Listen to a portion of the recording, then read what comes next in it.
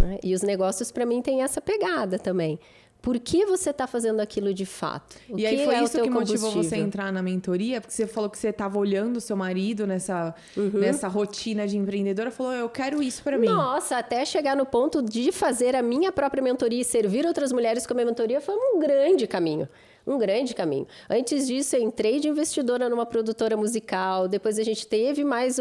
e tem ainda produtora. E depois eu tive uma agência de eventos no Rio Grande do Sul. E você entra como investidora financeira mesmo? Nesse primeiro, como financeira. E eu me lembro no frio da barriga, quando eu fiz o meu primeiro TED. Transferi esse dinheiro para começar a fazer esse negócio. Ai, meu Deus. Tudo isso passou. Então, foi a produtora. Depois, tive uma agência de eventos. Depois, veio o canal do Novo Artista, que segue até hoje. Uma das maiores plataformas da América Latina de music business. Estamos aí. E aí, sim, para chegar até a mentoria. Só que nesse trajeto... Eu entrei nesse mundo do empreendedorismo e, como mulher, eu me deparei com vários desafios. Alguns, inclusive, muito específicos, você tá levantando assim. uma bandeira aqui que a gente vai... Tem 4 horas de bateria na câmera? É. Só pra saber. Porque eles estão até rindo, porque eles sabem que você tá levantando uma bandeira que a gente vai conversar muito. Horas sobre isso. isso. Então, para chegar até ao ponto de eu servir outras mulheres com mentoria, eu passei por vários desafios. E esses desafios, em algum momento, eu passei eles calada e não compartilhei. Eu disse, não, por quê? Porque eu era da ação, era do fazer. Ah, que esse monte de mimimi, que esse monte de insegurança. Ah, que besteira isso, passa, vamos que a gente tem que fazer. Porque eu sou do perfil realizador, né? Lá nos tipos de perfil, eu sou o realizador, eu sou aquele que faz. Tem que resolver alguma coisa, eu tô resolvendo agora. E aí, então, isso eu tinha muito forte. Ainda tenho, mais equilibrado agora, numa versão mais saudável, depois de muito autoconhecimento porque e trabalho. Porque a que preço era assim, porque né? A que o preço, seu corpo tava... Exato. Tava defiando, né? Eu sei como é. Mas, aí o que aconteceu? Eu comecei a buscar, Tabata, eu comecei a buscar coisas, assim, conhecimento na internet, comecei a ler coisas, eu comecei a pesquisar a respeito de questões de empreendedorismo feminino, quais eram as questões que mais batiam, mas que entrave, né? Você bateu? Assim, você falava e as pessoas não consideravam aquilo que você estava dizendo? Não, travas internas. Travas mesmo, internas. Tipo, vou conseguir. E eu sempre fui assim, ó, eu vou conseguir. E eu ia lá e conseguia. Mas só que, né, por trás era uma loucura da loucura, né? Porque uma coisa é palco, outra coisa é bastidor, né? E isso é uma coisa que é injusta com nós, pessoas do universo, que é comparar os nossos bastidores com o palco do outro. Isso é insanidade, né? Mas isso é natural das pessoas, porque elas não têm o acesso aos bastidores. Então, elas só precisam ter a consciência de que aquilo é um palco. Exatamente. Esse é o problema. Sabe? É isso. E aí eu comecei a me envolver, sabe, assim, ó, com programas de liderança feminina, comecei a fazer algumas formações específicas na área, eu terminei meu mestrado, fui fazer meu doutorado na área de negócios, aí eu fui para a área de administração de negócios, fiz a minha tese em cima de competências empreendedoras, que é conhecimento, habilidades e atitudes para você empreender, qual a melhor forma dessa pessoa aprender a desenvolver essas competências empreendedoras, e fui embora.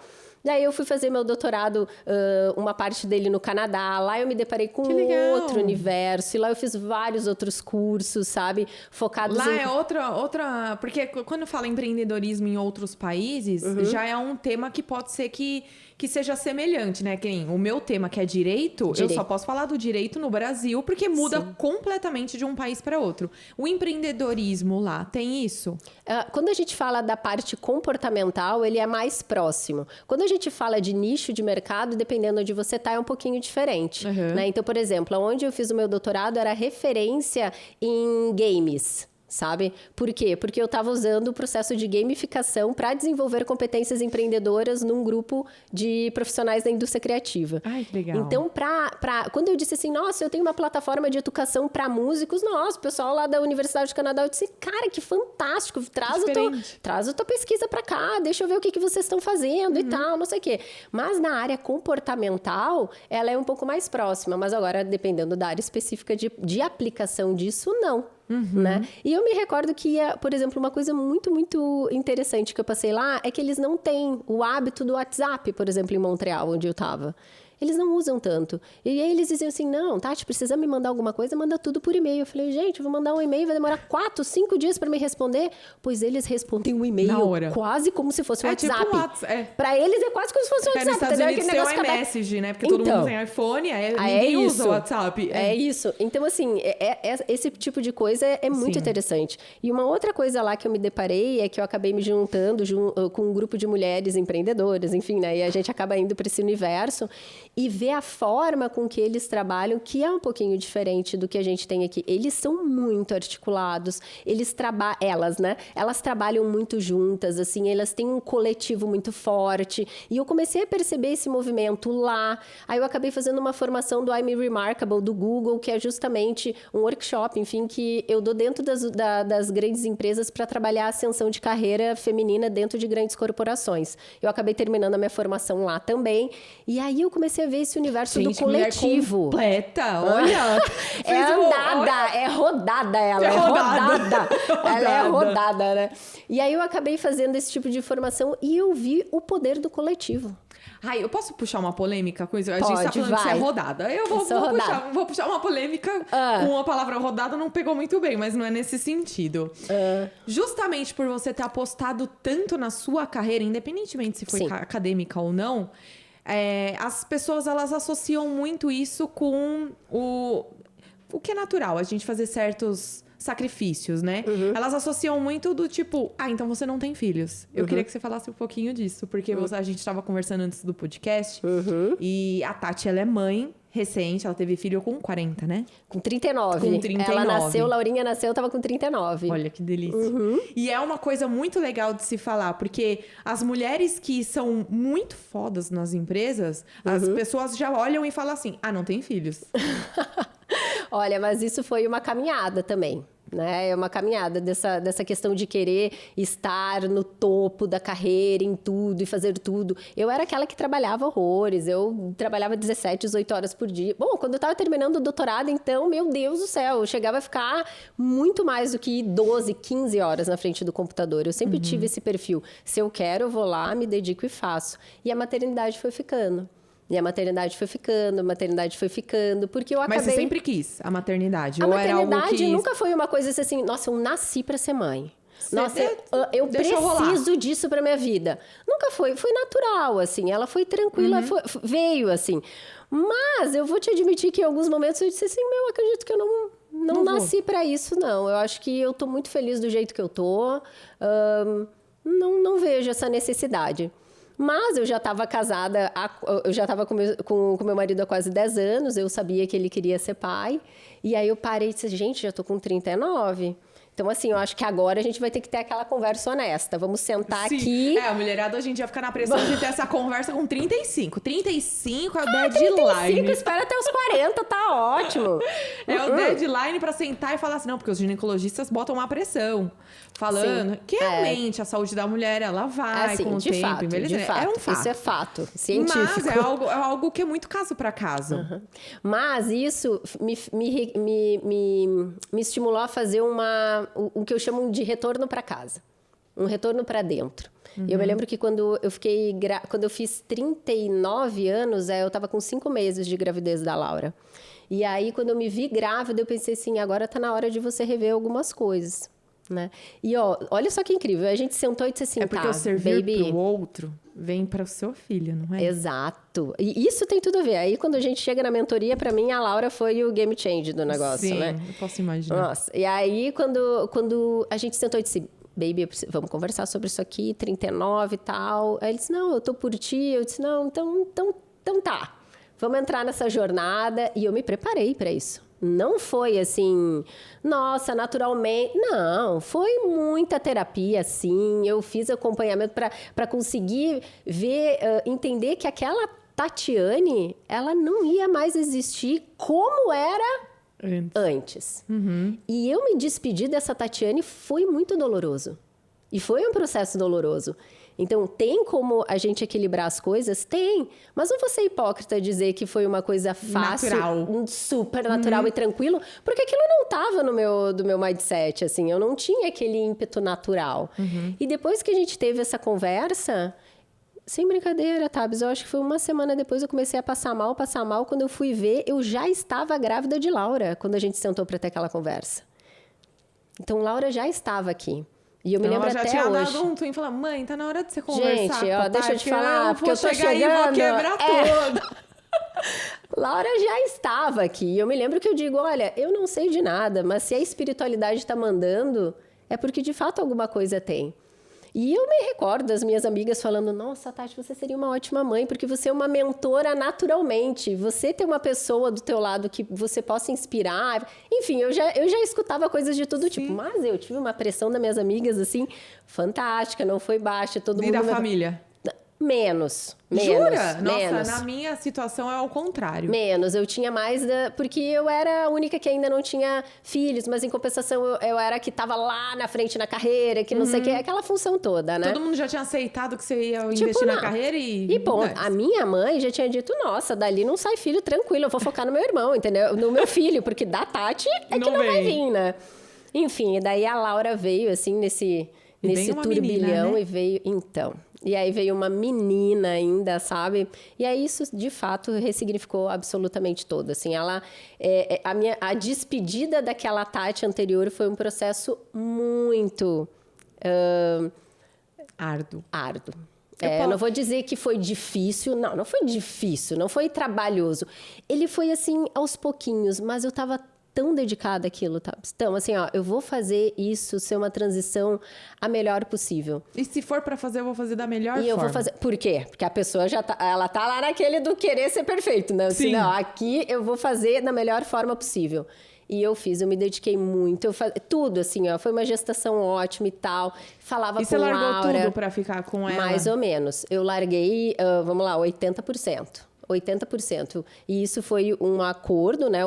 Um trato que a gente fez dentro da nossa casa, entre eu e o meu marido, dizer, ó, então agora eu vou me dedicar a isso. Por quê? Porque eu, na vibe que eu tava profissionalmente, gestar e trazer alguém no mundo naquele pique não ia ser saudável para essa criança. Nossa, Tati, tudo tem um porquê. Não ia ser saudável. Aqui, eles estão rindo olhando pra minha cara, porque eu tô na mesma situação. Eu tô num ritmo frenético e eu bato o martelo com eles aqui, que até o fim do ano eu quero deixar tudo redondinho o máximo possível, porque eu também quero embarcar nessa missão, nesse universo da maternidade, que eu sempre fui apaixonada. Eu sempre vivi em função dos meus filhos. Eu desisti de medicina porque eu sei que, como muito parecida com você eu sei que se eu fizesse medicina, eu ia querer ser uma puta de uma médica que ia virar plantões em plantões e eu não ia ser presente em casa. Então eu tive que colocar sonhos na balança para ver qual pesava mais. E pesou mais o de ter a minha família, ter meus filhos. E aí acabou casando com o meu perfil também de empreendedorismo, que vem a possibilitar, porque da mesma forma que traz desafios, a gente consegue remanejar, a gente consegue se... Tudo bem que não tem aquela coisa da licença maternidade, que eu brinco com eles, eu falo, hoje o meu fundo de investimento é minha licença maternidade, que a gente tem que se virar, né? Exatamente. Tem que se planejar. E se organizar financeiramente, como a gente fez, assim, precisa. Pra não ser no susto e você conseguir focar. Porque tem mulher que fala assim, mas como você acha que vai dar conta? Você tem que desacelerar um pouco. Gente, eu não acho que eu vou dar conta. Eu não vou dar conta. É por isso que, com certeza, a gente, por um tempo, vai brecar algumas coisas lá dentro de casa em prol de um bebê, em prol de um ser que vai vir, eu vou precisar dar aquela atenção e viver a maternidade, que é alguma coisa que a mulher, às vezes, ela acha que carreira tá de um lado e maternidade tá do outro. Eu não sou mãe, eu não posso falar com tanta propriedade, você pode falar com mais propriedade que eu. Mas eu acho que são amores divididos, são amores diferentes. Exato. Hoje eu posso te dizer com 100% de segurança de experiência própria. Eu sou uma melhor mãe para Laura quando eu estou ativa profissionalmente. Quando eu não estou ativa profissionalmente, eu não sou tão boa para Laura. Porque ali eu tenho o meu melhor. E desperto o meu melhor. E eu transfiro esse meu melhor para ela. Mãe boa é mãe feliz. Sim. Isso é uma mãe boa. Hoje, e eu acho que é a primeira vez, na verdade, que eu tô tratando desse tema, porque para mim foi algo sempre muito reservado, assim, né? Nunca Mas pra eu falar de empreendedorismo feminino, tem que falar disso, porque é a maior desculpa das mulheres. Não tenho tempo. Eu tenho que cuidar dos meus filhos. Eu queria puxar uma coisa que você trouxe, que é o dar conta. Né? Ficar se cobrando de dar conta de tudo. Como se fosse possível... E aí também eu vou entrar num tema assim, polêmico, que é quando eu falo Adoro. assim... o dar conta me remete a uma coisa de manter tudo em equilíbrio.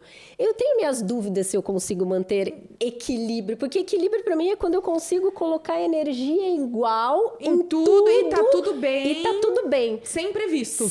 Tudo certo. Só que assim, em alguns momentos da vida, eu coloco energia mais numa coisa, mais na outra, menos numa, mais na outra. Então, é óbvio que para você dar saltos exponenciais, você vai ter que ter uma dedicação exponencial. É óbvio. Não tenho dúvida disso, né? Agora, em algum momento, eu vou fazer uma escolha. Eu não vou colocar minha energia aqui. Eu vou colocar minha energia na minha gestação. Ciente de que isso é uma escolha, que não é uma pena que eu estou me impondo, mas que isso é por um período. E eu, no meu processo de aceitar de que isso seria por um período e de que depois as coisas se retomariam, também não foi um processo muito fácil. De você sair de uma velocidade de 100 por hora e daqui a pouco, pum, tá em 20. Mulher, numa situação... você falando isso, teve uma situação no ano passado, que eu tava num ritmo frenético e o corpo não aguenta. Não a gente aguenta. Tá falando. Eu tive burnout, eu tive vários episódios ali de síndrome do pânico, que eu precisei desacelerar. E eu piorei em desacelerar, porque... Te entendo. Eu não conseguia, eu ficava deitada e passava mal. Se eu tivesse levantado de manhã e feito as coisas em casa, eu estaria um pouquinho melhor. Então, a mulher, ela vive, e para ajudar a gente a um turbilhão de hormônios, né? A gente vive um dia após o outro. Não tem como a mulher achar que ela vai dar conta de tudo o tempo todo. E ela não precisa. Não precisa. Essa é a questão. Com certeza. O equilíbrio, para mim, ele tem que ser mental. É um equilíbrio mental de você entender que você não vai dar conta de tudo. E, além disso, você não precisa entrar nessa rotina louca de tentar dar conta de tudo. E um dos exercícios que eu fiz, assim, olha, real, de exercitar, é o de pedir ajuda. Por quê? Porque até então eu fazia tudo por conta, eu dou conta sozinha, eu resolvo tudo, que casa, comida, trabalho, nossa, deixa pra mim. E fazer curso, e gravar, e viajar Rio Grande do Sul, São Paulo. Ser controladora, né? Eu dava conta de tudo. Dava conta? Dava, com certeza eu dava. Sempre dei conta. Mas tudo tem um preço. Que preço. Tudo tem um preço, sabe? Então, quando você chega nesse nível e diz assim, eu estou ciente. O ter consciência é uma coisa fantástica. Nesse momento, eu vou acelerar muito no meu negócio, mas não porque eu estou cega.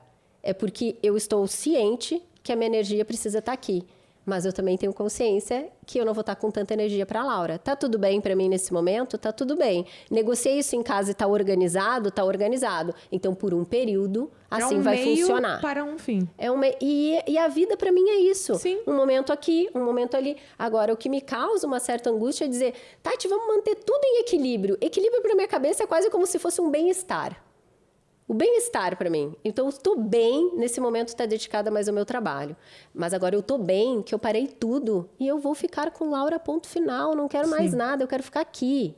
Tá tudo bem para mim? Tá tudo bem. Não há um equilíbrio nisso, 100% Laura e nada de trabalho. Sim. Há um bem-estar de uma consciência de que eu fiz uma escolha e que isso me causa um bem-estar. E nem sempre você tem essa consciência, né, Tati? Porque às vezes a gente tá tanto no ritmo de uma coisa que demora pra gente parar e se questionar. Falar, peraí.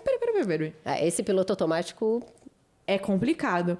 É que nem eu fiz uma analogia esses dias, eu falei pra eles, a impressão que dá é que eu acordei num carro, ladeira abaixo, sem freio. E aí eu tenho que escolher. Ou eu fecho o olho e deixo eu bater, ou eu me taco pela janela, ou eu tento dar um jeito de frear o carro, ou eu passo pro banco de trás para diminuir o dano. Eu não sei. Mas tem horas que parece que a gente entra num piloto automático no nível de se ver na ladeira abaixo, aceitar que você se viu naquilo, tudo bem eu estar no piloto automático, acontece.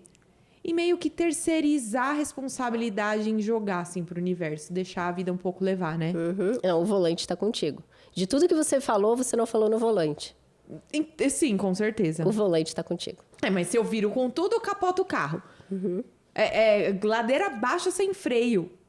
Essa é a sensação. Essa é a sensação. Às vezes quando você liga o piloto automático, Às vezes Então, é só esperar. Às vezes não vai bater. Sabe, eu tenho uma amiga minha fantástica também, que ela é terapeuta, e ela diz assim, Tati, eu já não tô mais no Matrix. Ela fala, eu já saí da Matrix. Ela consegue ver as coisas numa... Então, a gente acaba usando entre nós, amigas que trabalhamos, enfim, em vários projetos juntas, a gente diz, ela ainda não saiu da Matrix. Que é assim, é conseguir ter esse olhar de fora, se enxergar a situação e dizer assim, olha lá tá a Tati no piloto automático de novo. Ih, pronto, vai correr que nem uma doida em casa. Olha lá, já tô vendo.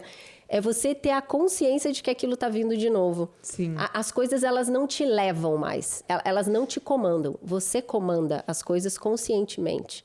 Para mim, esse é o grande game change.